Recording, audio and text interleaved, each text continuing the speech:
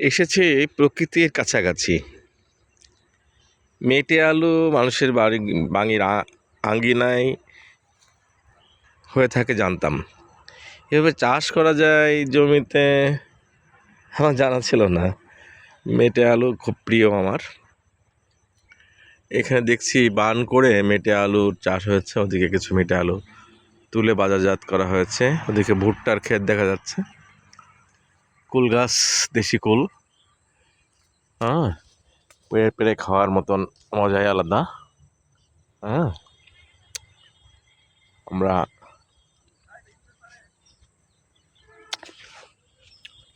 ছোট ছোট গাছে পেঁপে ধরেছে।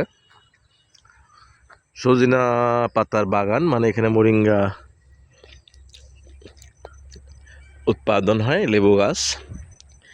একটি ছোট্ট আবাদ জমি। রিগান ভাইয়ের দাওয়াতে আজকে এসেছিলাম একটি জায়গায়। এখানে আমি একটা বক্তব্য দিচ্ছি। হ্যাঁ, তো দর্শকবৃন্দ, আপনারা দেখতে পাচ্ছেন আমরা এখন ন্যাচারাল পরিবেশে আছি, প্রাকৃতিক পরিবেশে।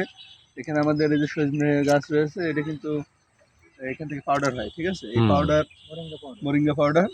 হ্যাঁ, যদি আপনি সুস্থ থাকতে চান তাহলে এই পাউডার আপনি খেতে পারেন নিয়মিত।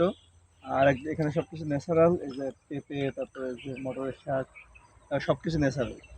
আর এখন আমরা কুল পেড়ে খাবো। কুল পাড়ে আমরা অলরেডি আমাদের এগুলো ভাই দেশি কুল পারছেন। আরেকটা জিনিস রিগান ভাই, মেটে আলু জানি যে এলো মানুষের আঙ্গিনায় হয়। হ্যাঁ, এখানে দেখেন চাষ করছে, দেখেন, দেখছেন?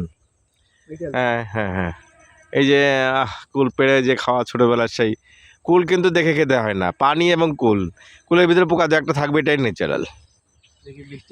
হ্যাঁ, টক মিষ্টি থাকবে, মজা লাগবে।